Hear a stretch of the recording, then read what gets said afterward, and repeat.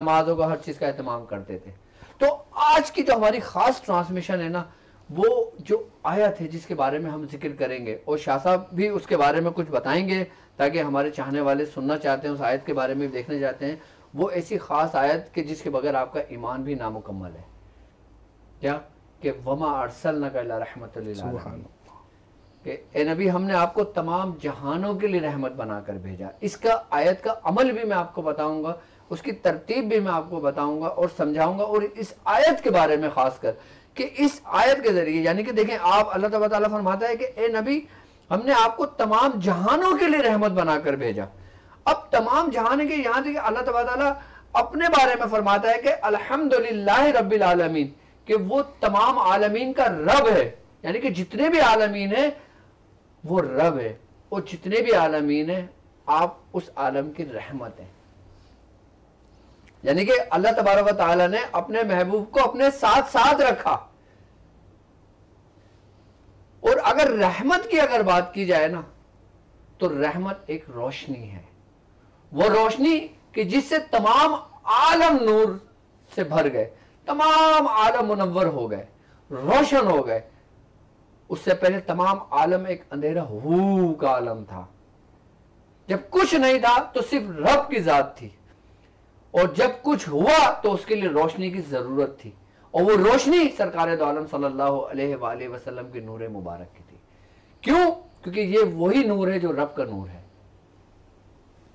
تو اس آیت کے ذریعے ہم اس نور کو اپنے اندر کس طرح سمیٹیں گے، اس نور سے ہم اپنے اندر کی روشنی کو کس طرح بڑھائیں گے، کس طرح ہم اپنے جو ہمارا روحانی سفر ہے ہم اس کو پرنور کر دیں گے۔ ہم اس آیت کے ذریعے اپنی محفل میں وہ روشنی کہ جو سرکار دو عالم صلی اللہ علیہ وآلہ وسلم کی روشنی جو تمام خانوادے میں ہے، کہ تمام خانوادے کا فیض، تمام سلاسل کا فیض، تمام سلاسل کے اندر جو روشنی ہے وہ حضور کریم صلی اللہ علیہ وآلہ وسلم کی روشنی ہے۔ تو ہم اس آیت میں جو ماہ رمضان المبارک کا مبارک مہینہ چل رہا ہے، اور الحمدللہ ہم 7ویں روزے میں داخل ہو چکے ہیں، تو آپ تھوڑا سا یہ بتائیے بابر صاحب کہ سرکار دو عالم صلی اللہ علیہ وآلہ وسلم آپ ماہ رمضان المبارک کس طرح گزارا کرتے تھے، تاکہ ہم دیکھیں نا اب جب ہم سنیں گے نا تو پھر ہم کوشش کریں گے اس طرح رمضان گزاریں۔ سبحان اللہ، سبحان اللہ۔ تو حضور کا رمضان کیسا تھا؟ سبحان اللہ، میرے آقا علیہ الصلوۃ والسلام کا رمضان تو قابل رشک تھا، اور نبی پاک صلی اللہ تعالی علیہ وسلم تو رجب سے ہی رمضان المبارک کا اہتمام کرنا شروع کر دیا کرتے تھے۔ کس طریقے سے کہ نبی پاک صلی اللہ تعالی علیہ وسلم اللہ سے دعا کرتے تھے کہ اللہم بارک لنا، کہ اللہ ہمیں برکت دے فی رجب و شعبان، کہ یا اللہ ہمیں رجب اور شعبان میں برکتیں عطا فرما، اور بلغنا الی رمضان، کہ ہمیں رمضان تک پہنچا دے۔ تو اللہ تبارک و تعالیٰ کے محبوب صلی اللہ تعالی علیہ وسلم تو رجب سے ہی انتظار اور اہتمام کا معاملہ کر لیا کرتے تھے، اور شعبان المعظم میں سرکار عالم صلی اللہ تعالی وسلم کثرت سے روزے رکھ کر رمضان المبارک کا انتظار کیا کرتے تھے، اور باقاعدہ طور پر ان 3 مہینوں کا سرکار عالم صلی اللہ علیہ وسلم چاند دیکھنے کا اہتمام فرمایا کرتے تھے۔ اور جب شعبان کا چاند نظر آ جاتا تو نبی پاک صلی اللہ تعالی وسلم روزے رکھنا شروع کرتے تھے، اور جب رمضان المبارک کا مہینہ آتا تو نبی پاک صلی اللہ تعالی علیہ وسلم کا چہرہ کھل جاتا۔ تو مطلب یہ کہ عام دنوں میں جو حضور کی عبادتیں تھیں، جب رمضان کا مہینہ آتا تھا تو آپ ان عبادتوں میں اضافہ کر دیا کرتے تھے، کمر بستہ ہوا کرتے تھے، اور نبی پاک صلی اللہ تعالی وسلم پہلے جو 20 روزے ہیں نماز اور نیند کو ملا لیا کرتے تھے، لیکن 20 رمضان المبارک سے سرکار عالم صلی اللہ تعالی وسلم شب قدر کی تلاش شروع کرتے تھے، اور نبی پاک صلی اللہ تعالی وسلم اعتکاف کر لیا کرتے تھے اللہ تبارک و تعالیٰ کی عبادت کے لیے۔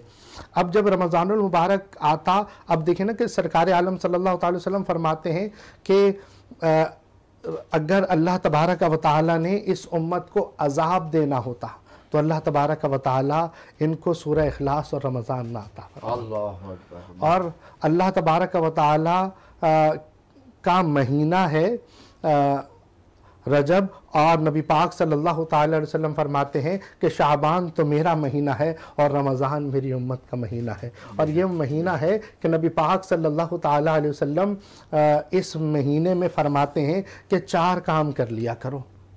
رمضان میں 4 کام کر لیا کرو، حضور کا فرمان ہے. نبی پاک صلی اللہ علیہ وسلم ہمیں تعلیم فرما رہے ہیں کہ 4 کام کر لیا کرو. ان میں سے 2 ایسے ہیں کہ تمہیں دنیا و آخرت میں کامیابی ملے گی. مفہوم عرض کر رہا ہوں کہ نبی پاک صلی اللہ علیہ وسلم فرماتے ہیں کہ استغفار کی کثرت اور لا الہ الا اللہ کی کثرت. اللہ اکبر. دیکھیں اب حضور کا فرمان کیا ہے، آپ نے فرمایا کہ اس ماہ رمضان المبارک میں کم از کم 4 کام آپ کر لیا کریں. سب سے پہلا استغفار، دوسرا لا الہ الا اللہ. اب آپ اس کو ذکر کی حالت میں کر لیں، آپ اس کو تنہا ہو کر لیں. اور الحمدللہ اب ماہ رمضان المبارک میں ہم نے جو ہلکا یانہ سجایا، یہ ہم نے حضور کی سنت ادا کری ہے. اور حضور کریم صلی اللہ علیہ وآلہ وسلم آپ فرما رہے ہیں کہ لا الہ الا اللہ کی کثرت کیا کرو، چاہے وہ ذکر کی صورت میں کرو. اگر تم بیٹھے ہو کر لو، کھڑے ہوئے کر لو، لیٹے ہوئے کر لو، جس حالت میں کرنا چاہو تم کر لو.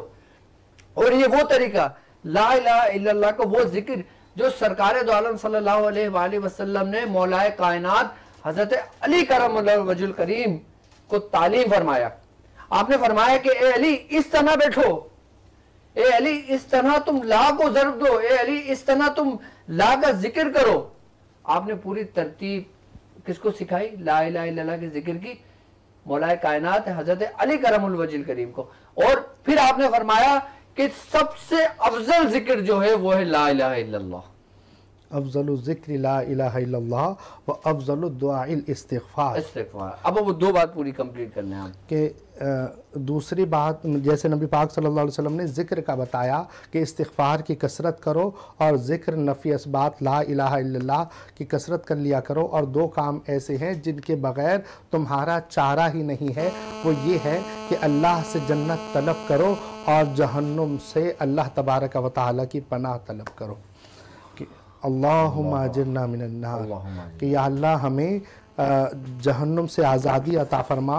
اور یہاں تک کہ نبی پاک صلی اللہ تعالی علیہ وسلم نے رمضان اور قرآن کے تعلق کو کس طرح سے بیان فرمایا.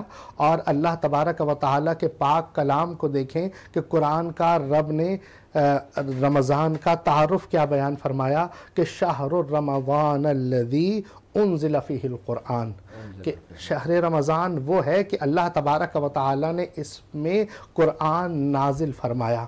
تو اب نبی پاک صلی اللہ تعالی علیہ وسلم نے قرآن کا اور رمضان کا تعلق کیسے اپنی زندگی میں بیان فرمایا کہ نبی پاک صلی اللہ تعالی علیہ وسلم اور جبریل امین علیہ السلام رات کو ملاقات کیا کرتے تھے اور قرآن کا دور کیا کرتے تھے. یہ بخاری شریف میں موجود ہے. اللہ اکبر. بے نبی شک پاک صلی اللہ تعالی علیہ وسلم کی سنت کہ نبی پاک صلی اللہ تعالی علیہ وسلم قرآن پاک کا دور کیا کرتے تھے جبریل امین علیہ السلام کے ساتھ.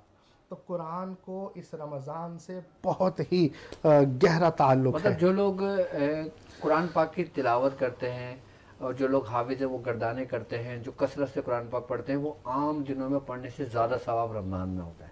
سبحان اللہ. مطلب اگر آپ مثال کے طور پہ اگر قرآن کی کوئی ایک آیت کی تکرار آپ ماہ رمضان المبارک میں کرتے ہیں اور وہی تکرار آپ عام دن میں کرتے ہیں تو رمضان المبارک میں تقریباً 70 گنا زیادہ ثواب ہوتا ہے. 70 گنا ثواب ہے، اور نیکی کا ثواب تو 70 گنا ہو ہی جاتا ہے، اور نفل کا ثواب فرض کے برابر، اور فرض کا بھی 70 گنا بڑھا دیا. اچھا یہی صرف نہیں ہے کہ یہاں پر 70 گنا ثواب بڑھا دیا جاتا ہے. آپ یہ دیکھیں کہ ثواب ہے کیا؟ ثواب ہے اجر. اجر وہ ہے جو ایک آخرت کے لیے رکھ دیا گیا، اور ایک اجر ہے جو ناسوت عالم ناسوت میں ہمیں بتایا گیا کیا کہ ہماری روحانیت بڑھ رہی ہے. اس میں مطلب جو عمل ہم کر رہے ہیں، قرآن پاک پڑھ رہے ہیں تو قرآن پاک کی روحانیت بھی بڑھ رہی ہے، اور اس کا جو فیض ہم تک پہنچ رہا ہے وہی فیض ہم پر 70 گنا ہماری روحانیت میں درجات بلند ہو رہے ہیں. اور نبی پاک صلی اللہ تعالی وسلم کی رحمت چھما چھم اللہ کی رحمت برس رہی ہے، اور نبی پاک صلی اللہ تعالی وسلم کا فضل کہ انہی کے صدقے ہمیں یہ رمضان عطا کیا گیا، اور ہمیں جیسا نبی پاک صلی اللہ تعالی علیہ وسلم نے فرمایا ویسا رمضان گزارنا چاہیے. اور آخر میں نبی پاک صلی اللہ علیہ وسلم کی وہ دعا کہ اللہ اس شخص کی ناک خاک میں ملا دے جس نے رمضان پایا اور اپنی مغفرت نہ کروا سکا، مغفرت نہ کروا سکا۔ اور یہ فرمایا نبی پاک جبریل امین علیہ السلام نے، نبی پاک صلی اللہ علیہ وسلم نے اس پر آمین کہا۔